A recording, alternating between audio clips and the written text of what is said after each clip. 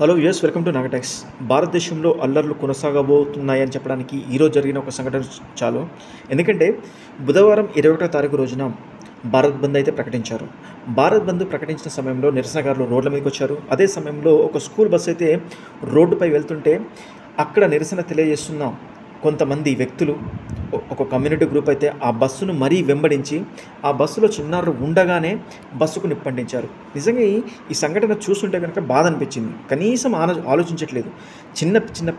చిన్నపిల్లలు బస్సులో ఉన్నారు, బస్సుకు వెళ్ళి నిప్పంటిస్తున్నారు.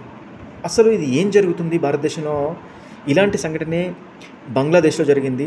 అక్కడ రిజర్వేషన్ విషయంలో తలెత్తిన గొడవ చిన్నగా మారి దేశం మొత్తం ఒక్కసారిగా ప్రజలైతే రోడ్ల మీదకి వచ్చారు. మొత్తం అక్కడ ప్రధాని అయితే ఆ దేశంలో రిజైన్ చేసి మన దేశానికి వచ్చే పరిస్థితి వచ్చింది. బంద్లు జరుగుతున్న సమయంలో మన వాళ్ళే కాకుండా అల్లరి మూకలు, టెర్రరిస్ట్ గ్రూపులు కూడా చేరి దేశంలో అల్లర్లు సృష్టించడానికి ఒక అవకాశం కోసం అయితే ఎదురు చూస్తున్నారు. ఇలాంటి సమయంలో చాలా జాగ్రత్తగా ఉండాలి.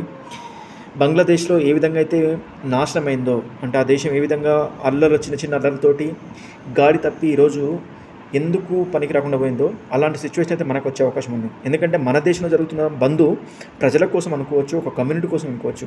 అలాంటి సమయంలో ఒక బస్సులో చిన్నారులు ఉండగా మరీ వెంబడించి ఆ బస్సుకు నిప్పంటించడం అయితే నిజంగా చాలా బాధాకరమైన విషయం. అయితే ఇది ఎందుకు అంటే ఎస్సీ రిజర్వేషన్లపై సుప్రీంకోర్టు 7 న్యాయమూర్తుల ప్రత్యేక బెంచ్ వెలువరించిన తీర్పును నిరసిస్తూ భారత్ బంద్ చేపట్టారు. ఒక కమ్యూనిటీ, ఎస్సీ కమ్యూనిటీ ఏంటంటే ఆ రిజర్వేషన్లో ఇచ్చిన సుప్రీంకోర్టు తీర్పు నచ్చలేదు. దానికి బంద్ పిలుపునిచ్చారు. కానీ ఇక్కడ చిన్నపిల్లలు ఏం చేశారు? చిన్న పిల్లలు వాళ్ళు బస్సులో వెళ్తుంటే వాళ్ళని వెంబడించి కాల్ చేయాల్సిన అవసరం ఏముంది? అల్లరు తప్పుదో పట్టొస్తున్నాయి, ఇక అల్లరి ముక్కలు చేరిపోతున్నాయి.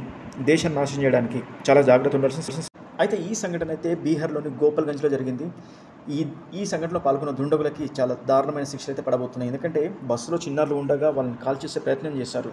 కనీసం మినిమం ఆలోచన లేకుండా, బంధు ఎవరి కోసం చేస్తున్నా, ఏం చేస్తున్నా ఆలోచన లేకుండా బస్సులో స్కూల్ పిల్లలు ఉండగా కాల్ చేస్తున్న సమయంలో అక్కడ ప్రజలు కనుక అడ్డుకోకపోతే ఈరోజు చాలా పెద్ద సంఘటన భారతదేశంలో చూసేవాళ్ళం. కానీ పోలీసులు ప్లస్ ప్రజలు అక్కడ పిల్లల్ని కాపాడారు. అదేవిధంగా ఈ వీడియో అయితే సోషల్ మీడియాలో వైరల్ అవుతుంది. ప్రతి ఒక్కరు స్పందిస్తున్నారు. ఇలాంటి సంఘటనలు జరగకుండా చూసుకోవాలనేది. ఎందుకంటే చిన్న గొడవలే రేపటి రోజున దేశాన్ని నాశనం చేసుకోవడానికి, అదేవిధంగా టెర్రరిస్ట్ గ్రూపులు, మిగతా మూడో శక్తి గ్రూపులు చేరి విచ్ఛిన్నం చేయడానికి అయితే ప్రయత్నిస్తుంటాయి. కానీ ఈ సంఘటనని అదుపులోకి తెచ్చిన పోలీసులకు సెల్యూట్ చెప్పాల్సిందే.